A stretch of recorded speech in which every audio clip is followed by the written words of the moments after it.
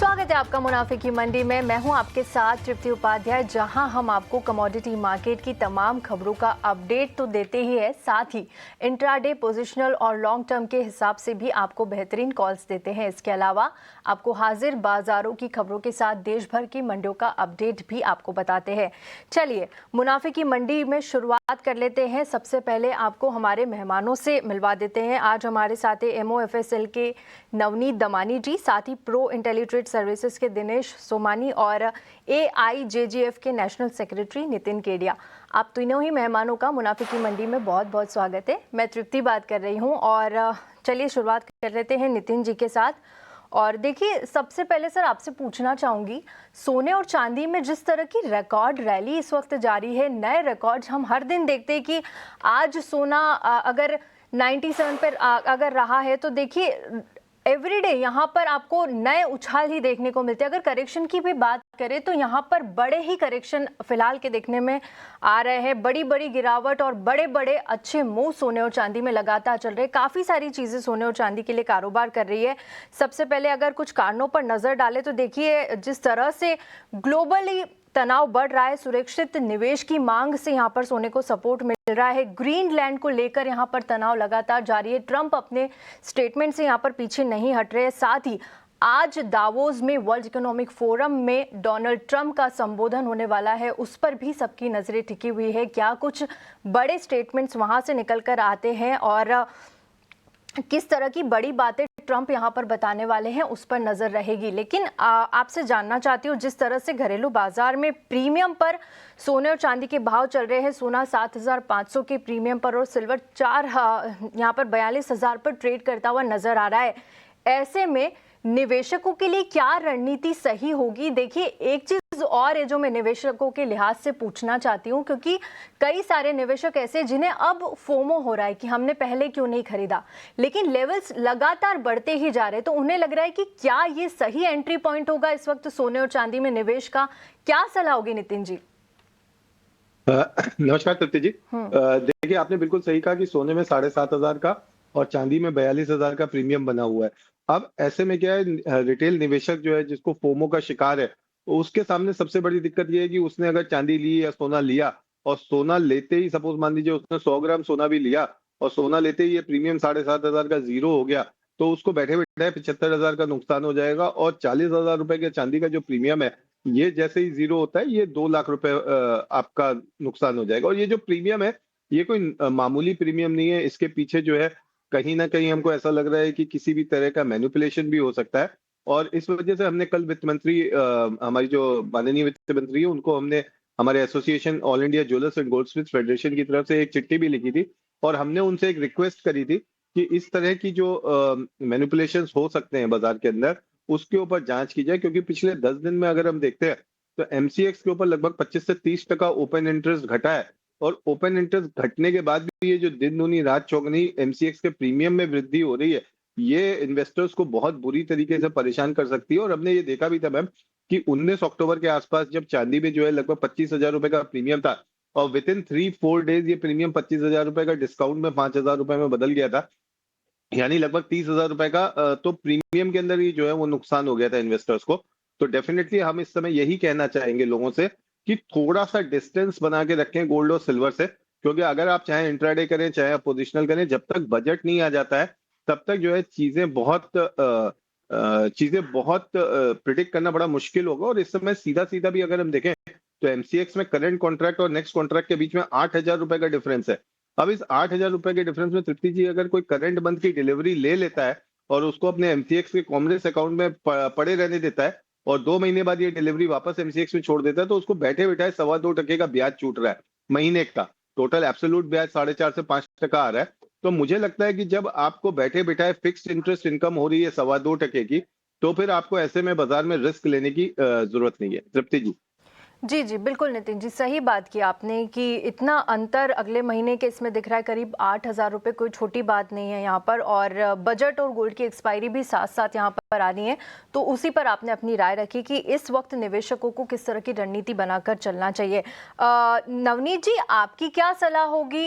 यहाँ पर देखिए, कॉमिक्स की अगर बात करूँ तो लगातार तेज़ी 4,873 पे यहाँ पर कारोबार कर रहा है, करीब सवा 2% के आसपास की तेज़ी नज़र आ रही है।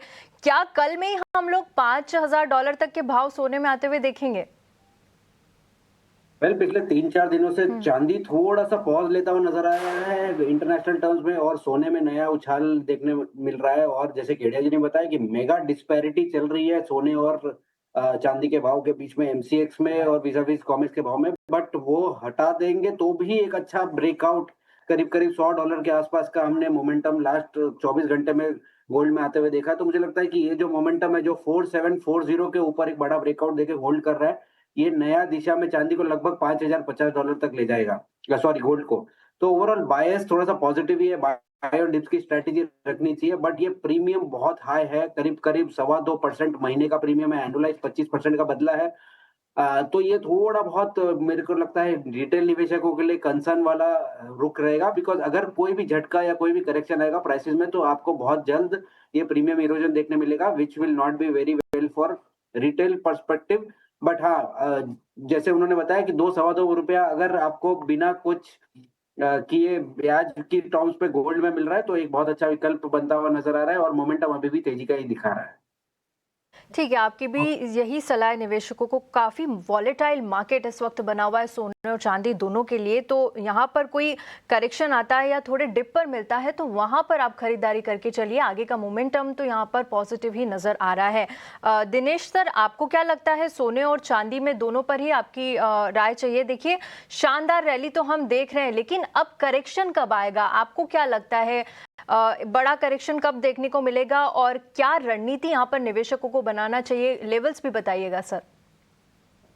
जी बिल्कुल, मैं एक बात बिल्कुल साफ तौर पर कहना चाहता हूँ कि इस पर्टिकुलर मार्केट से मुझे लगता है कि रिटेल ने एकदम बाहर रहना चाहिए, इसमें स्पेकुलेशन में बिल्कुल भी इन्वॉल्व नहीं होना चाहिए। दूसरी बात, सिल्वर की मंडे से लेके आज तक के करीब-करीब 16% का गेन इस वीक का आ चुका है और गोल्ड का 11% का गेन आ चुका है, जबकि इंटरनेशनल मार्केट बिल्कुल भी नहीं बढ़ा है। मैंने केडिया जी को बड़े गौर से सुन रहा था, इतने हाई प्रीमियम कैसे जस्टिफाइड है? मतलब ये कैसे ट्रेड हो रहा है? और क्योंकि हमारा बेस प्राइस वहां से हम डिराइव करते हैं और ये प्राइसेस पे आती है। अगर पॉसिबली कहीं जाके बजट में कोई इंपोर्ट ड्यूटी भी लगती है या फिर कोई ऐसी पैरिटी भी आती है जहां सिल्वर की प्राइस हाइक हो, तो फिर भी ये प्राइसेस जस्टिफाइड नहीं है। लेकिन जो कि मोमेंटम है, तो हमें मोमेंटम के साथ खेलना चाहिए। पोजीशन स्ट्रिक्टली इंट्राडे के हिसाब से ट्रेड करना चाहिए। 3,32,000 ये जो लेवल है, मुझे लगता है यहाँ पर दोबारा सिल्वर में बाइंग आउट करा सकती है। 3,39,000 मुझे आज शाम तक ये पॉसिबली लेवल संभावित है कि आ सकती है, और 3,29,000 का इसमें स्ट्रिक्टली स्टॉप लॉस मेंटेन करना चाहिए। ओवरऑल जो बुलिश मोमेंटम है, इसी को मद्देनजर रखते हुए बाय कॉल है। हालांकि इन लेवल पर फ्रेश बाइंग करना बिल्कुल घातक है और बिल्कुल दिक्कत वाली बात हो सकती है। ठीक है, यहाँ पर आपने चांदी में 3,32,000 के लेवल पे खरीदारी सुझाई है। 3,39 का टारगेट आप बता रहे हैं, लेकिन 3,29 का एक स्ट्रिक्ट एसएल आपको यहाँ पर लगा के चलना होगा। और वॉलेटाइल मार्केट तो काफ़ी है चांदी के लिए भी। अजय जी, नितिन जी, आप बता दीजिए चांदी में इस वक्त क्या करना चाहिए? कौन से बड़े फंडामेंटल्स यहाँ पर काम कर रहे हैं? देखिए, दुनिया भर के बॉन्ड्स में भी यहाँ पर देखा जा रहा है कि बिकवाली लगातार जारी है, और जो ट्रंप की धमकी थी 10% के टैरिफ लगाने की 8 यूरोपियन देशों पर, और अगर वो नहीं मानते तो 25% तक के टैरिफ की धमकी भी यहाँ पर उन्होंने दी है। तनाव काफी बढ़ रहा है चांदी को लेकर भी। क्या लगता है आपको यहाँ से कौन से लेवल्स आते हुए नजर आएंगे? हालांकि आज थोड़ी सी नरमी चांदी में देखने को मिल रही है। तृप्ति जी, देखिए जियोपॉलिटिकल टेंशंस जो है वो बनी रहेंगी। कल एक न्यूज आई थी जिसमें ट्रंप ने सीरिया के मुद्दे पे रशियन प्रेसिडेंट से जो है वो मध्यस्थता की रिक्वेस्ट करी थी। उन्होंने कहा था कि ये जो मीटिंग हो इसमें रशियन प्रेसिडेंट भी शामिल हो। तो यहाँ पे उन्होंने एक संदेश यूरोपियन यूनियन के जो 10 लीडर है उनको दिया था कि देखिए, अभी तक तो यूक्रेन के मुद्दे पर हम आपके साथ थे, लेकिन अगर ग्रीनलैंड के मुद्दे पर आप हमारे साथ नहीं आए तो कल को हो सकता है हम रशिया के साथ नजदीकियां बढ़ा ले। और इसीलिए जो है रशियन जो यूरोपियन लीडर्स हैं वो बिल्कुल इस समय सबके मोबाइल पे, अगर शायद यही कॉलर ट्यून बज रही हो, दुश्मन न करे दोस्त ने वो काम किया है। तो इसको देखते हुए मुझे लग रहा है जियोपॉलिटिकल टेंशन जो है बनी रहेंगी, और ये वेनेजुएला के बाद ग्रीनलैंड पे आए, और ग्रीनलैंड के बाद जो है ये मुझे लगता है कनाडा पे चले जाएंगे, क्योंकि जब ट्रंप जो है राष्ट्रपति बने थे तो महीने भर के अंदर उनका एक स्टेटमेंट था कि he will welcome Canada as another state of USA. तो ऐसी स्थिति में गोल्ड और सिल्वर दोनों की डिमांड बनी रहेगी। सिल्वर हम ये देख रहे हैं कि अंतरराष्ट्रीय बाजार में 95-96 का रेजिस्टेंस ले रही है, पर चूंकि एमसीएक्स में जो है यहाँ पे प्रीमियम्स बहुत ज्यादा बढ़े हुए हैं, 48,000 का प्रीमियम है, तो मुझे लगता है कि अगर आप 2,60,000 2,70,000 का पुट ऑप्शन सेल करें, और वहां पे अगर मान लीजिए किसी भी वजह से ये प्रीमियम इरोड होते हैं और चांदी नीचे आती है, तो वहां पे आप फिर फ्यूचर्स को बाय कर सकते हैं पुट ऑप्शन को स्क्वायर ऑफ करके। फिलहाल में यदि आपको इसके रिस्क समझ में आते हैं पुट ऑप्शंस के, तो आप पुट ऑप्शंस को सेल करके काम कर सकते हैं। ठीक है, रिस्क यहाँ पर अगर आपको समझ में आते हैं तो यहाँ पर पुट ऑप्शन को लेकर आप कामकाज कर सकते हैं। आपको लेवल्स भी बता दीजिए नितिन जी ने, उन लेवल्स का भी ध्यान रखिएगा। आपसे जानना चाहूँगी मैं दिनेश जी, आपकी क्या सलाह होगी इसको लेकर, किस तरह के लेवल्स आप एक बार फंडामेंटली भी इस पर राय रखिएगा, क्या देख रहे हैं आप चांदी में आते हुए, और कब तक हम एक और करेक्शन आता हुआ देखेंगे जहां पर निवेशकों को एक बड़ा मौका मिलेगा फिर से एंट्री मारने का? फंडामेंटल्स तो पिछले 8 से 10 दिन में कोई मेजर बदलाव नहीं हुए हैं। जो पहले के चेंजेस थे वही वो सब है कि डिमांड ज्यादा है, सप्लाई कम है, और जो बैलेंस शीट है वो टाइट है। सिल्वर को लेके फंडामेंटल्स ऑलरेडी हो चुके हैं, सब फैक्टर्ड इन हो चुका है। एक पर्टिकुलर व्यक्ति पूरे विश्व की कमोडिटीज चला रहा है, ये सबसे बड़ी डेंजरस चीज चल रही है कमोडिटी सेक्टर के लिए खास करके। और ये जो खुलेआम कहना कि हम इसको एक्वायर कर लेंगे, उसको एक्वायर कर लेंगे, ये जो अनिश्चितता जो बनी है, यह सबसे बड़ा कारण है जो बुलियंस के प्राइसेस को निरंतर न्यू स्केल न्यू हाइट्स बनाता जा रहा है। बट फिर भी अगर लेवल्स की बात हो तो जो मोमेंटम बना है, मुझे लगता है कि बड़े समय के बाद में अब ये 5,000 की और तेजी से गोल्ड अग्रसर हो रहा है। और प्रोबेबली अगर ऐसा ही मोमेंटम रहा तो मुझे लगता है कि इस वीकेंड तक 5,080 के लेवल्स भी गोल्ड दिखा सकता है, और इंडियन मार्केट में 1,64,000 65,000 के लेवल से आ सकता है। लेकिन अब जो है 1,52,000 का इसमें स्टॉप लॉस बिल्कुल मेंटेन करना होगा। 1,55,000 के आसपास के आता है तो ही वहां बाय करना चाहिए। 1,52,000 का स्टॉप लॉस मेंटेन करके 1,64,000 तक की आप रैली राइड कर सकते हो। लेकिन ये बिल्कुल ध्यान रखिए कि बिना स्टॉप लॉस के काम नहीं करना। बिल्कुल, इस मार्केट में बिना एसएल के आप कामकाज मत करिए। लेवल्स आपको बता दिए हैं, लेकिन अपना रिस्क एपेटाइट देखकर ही यहाँ पर एंट्री लीजिए। नवनीत जी, आपकी भी क्विक सलाह सिल्वर पर दीजिएगा। जिस तरह से नितिन सर ने बताया कि हाँ, जियोपॉलिटिकल टेंशन्स तो लगातार बने हुए रहेंगे। मुझे याद है कि जब ट्रंप पावर में आए थे तो उन्होंने कहा था कि अब आपको खबरें मिलती रहेगी। तो देखिए, जियोपॉलिटिकल टेंशन तो बरकरार रहेंगे, लेकिन आप किस तरह के लेवल्स अब चांदी में देख रहे हैं यहाँ से आगे? चांदी की जो आंधी है, मुझे लगता है कि थोड़ा सा बहुत ज्यादा स्पीड में चल रही है, और रिटेल निवेशक हो या आप एचएनआई हो, दोनों के लिए थोड़ी सी घातक लग रही है। एक तो मेगा डिस्पैरिटी है जो कॉमेक्स के भाव और एमसीएक्स के भाव में, वो एक बहुत बड़ा फैक्टर है। लगभग 40,000 42,000 रुपया किसी को भी डाइजेस्ट करना थोड़ा सा डिफिकल्टी है। तो फ्रॉम दैट पर्सपेक्टिव थोड़ा सा कॉशियस रहना चाहिए। एंड सेकेंडली मुझे लगता है कि चांदी से बेहतर विकल्प फिलहाल के लिए गोल्ड लग रहा है, जहां पे सस्टेनेबिलिटी, जियोपॉलिटिकल टेंशन बढ़ते हुए भी नजर आ रही है। डॉलर इंडेक्स में जो रिट्रेसमेंट है उसका भी बेनिफिट होगा। और अगले सप्ताह में जो अगर ये फ्राइडे को अगर जो जापानीज सेंट्रल बैंक की मीटिंग है, वहां पर अगर इंटरेस्ट रेट हाइक होती है तो वो भी एक फैक्टर जो ट्रिगर कर सकता है yen carry trade unwinding, that can also be a positive factor. तो कुल मिला के सारे फैक्टर्स ज्यादा हावी है इस वक्त गोल्ड के ऊपर, और सेफर बेट गोल्ड रहेगा। अगर दोनों में से किसी को चुनना है तो आप गोल्ड चुनिए। 5,050 $5,100 तक के टारगेट या 1,65,000 तक के टारगेट देखने मिल सकेंगे। चांदी फिलहाल थोड़ा सा कॉशियस टू अवॉइड वाले स्टांस में रहना चाहिए। फोमो होगा बट उसे कंट्रोल करिए। बिल्कुल सही बात है आपकी, फोमो होगा, लेकिन फिलहाल इस बाजार में एंट्री के लिए थोड़ा सा पेशेंस आपको दिखाना होगा।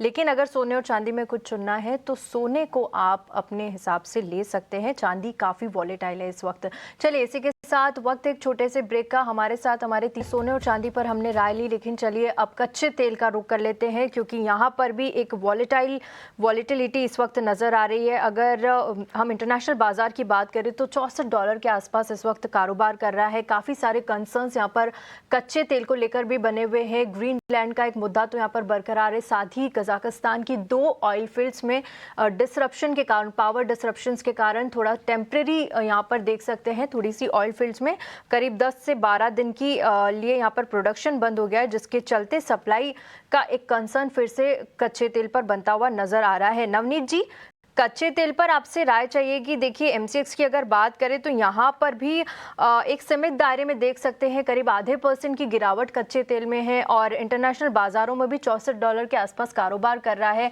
कंसर्न्स तो यहाँ पर भी लगातार बरकरार है। आप किस तरह से वॉच कर रहे हैं और क्या सलाह होगी कच्चे तेल को लेकर इस वक्त? करीब करीब 8 महीने की सुस्ती के बाद में कच्चे तेल में थोड़ा सा एक एक्शन देखने मिल रहा है। जैसे आपने बताया, जियोपॉलिटिकल टेंशन एस्केलेट हो रहे हैं, ग्रीनलैंड वाला मुद्दा तो है ही, उसके साथ साथ ईरान वाला थोड़ा सा गर्माया था पर फिर से कूल ऑफ होता हुआ नजर आ रहा है, जो पिछले हफ्ते कच्चे तेल में थोड़ा सा एक उबाल लाया था। प्राइसेस अभी फिर से कंसोलिडेशन जोन में चले गए हैं। $60 के आसपास WTI ट्रेड कर रहा है, $64 के आसपास ब्रेंट ट्रेड कर रहा है और मुझे लग रहा है कि दोनों ही प्राइस में वापस आपको एक पॉजिटिव मोमेंटम जल्दी देखने मिल सकता है। ओवरऑल बाय ऑन रिस्क की रणनीति रखनी चाहिए कच्चे तेल में। थोड़ा बहुत निवेशक या अगर किसी को ट्रेड करना ही है कमोडिटीज में, तो कच्चा तेल ही एक ऐसा विकल्प है जहाँ पे वोलेटिलिटी भी थोड़ी सी कर्टेल्ड है और डिस्पैरिटी भी बिल्कुल नहीं देखने मिल रही है। तो यहाँ पर एक सही प्राइस डेरिवेशन देखने मिल रहा है जहाँ पे आप ट्रेड कर सकते हैं। तो कच्चे तेल को अगर 5,400 450 के रेंज में मिले तो बाय किया जा सकता है। 4350 आपका स्टॉप रहेगा और 5550 5600 तक के टारगेट आपको जल्दी देखने मिल पाएंगे। 5550 और 5600 तक के टारगेट्स भी यहाँ पर आपको देखने को मिल सकते हैं कच्चे तेल में। दिनेश जी, आप बताइए क्या आपकी सलाह होगी कच्चे तेल को लेकर? देखिए कंसर्न्स यहाँ पर है और IEX आज अपनी मंथली ऑयल रिपोर्ट भी जारी करने वाला है। क्या उसके पहले हम थोड़ा सीमित दायरे में कारोबार होता हुआ देख रहे हैं? जी बिल्कुल, जियोपॉलिटिकल टेंशन एकमात्र रीजन है जो प्राइसेस को ऊपर ले आने का प्रयास कर रहा है। फंडामेंटली ऐसी कोई तेजी वाली बात नहीं, क्योंकि सप्लाई एम्पल सप्लाई है और उसके अनुरूप उतनी डिमांड नहीं है।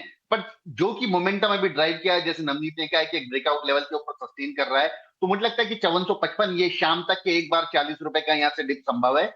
5455 के लेवल्स पर ये जरूर बाय करना चाहिए। ऊपर में मुझे लगता है कि 5540 5600 तक लेवल्स ये इंट्राडे ही दिखा सकता है और 5388 का इसमें स्टॉप लॉस मेंटेन करके इस रैली को भी राइड करना चाहिए। 5455 एक अहम लेवल है, इस पर आपको खरीदारी करना चाहिए। 5540 और अगर वो ब्रेक होता है तो 5600 तक के लेवल्स भी आपको आज शाम तक ही आते हुए मिल जाएंगे। लेकिन ऐसे लगाइए 5388 का। चलिए कच्चे तेल पर बातचीत हो गई, अब बेस मेटल्स की ओर रुख करते हैं।